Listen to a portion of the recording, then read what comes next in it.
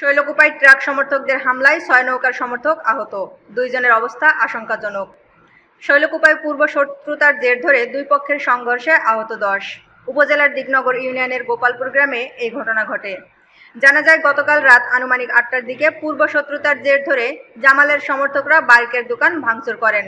পরে খবর পেয়ে শৈলকুপা থানা পুলিশ এসে পরিস্থিতি নিয়ন্ত্রণ করেন। আজ সকালে বারিকের সমর্থকরা আনুমানিক ৬টার দিকে বাড়ি প্রবেশ করতে গেলে জামালের সমর্থকরা হামলা চালায়। এ সময় মিল্টন, নূর ইসলাম, সবুজ, সাব্বির, রায়হান, শাকিল, জামাল সহ উভয় গ্রুপের ১০ জন আহত হয়েছে। এ ঘটনায় এলাকায় অতিরিক্ত পুলিশ মোতায়েন করা হয়েছে। জানা যায়, জাতীয় নির্বাচনের সময় জামালের সমর্থকরা ট্রাকে ভোট করেন এবং বারিকের সমর্থকরা নৌকায় ভোট করেন। তখন থেকেই এলাকায় উভয় গ্রুপের মাঝে উত্তেজনা চলে আসছিল।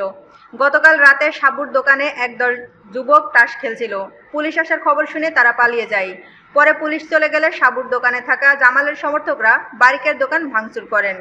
কি নিয়ে মারামারি, কি নিয়ে সেটা বলেন তো। মারামারি কোনো ঘটনাই না, এই দোকান ভাঙেছে রাত্রি, এই নিয়ে সকালবেলা সব বাড়ি আসছিল, পুরা পুলিশ নিয়ে আসলো, এটা পলাইছিল, তাই আর কি সকালে বাড়ি আসছিল, এরা আটক করে মারলো।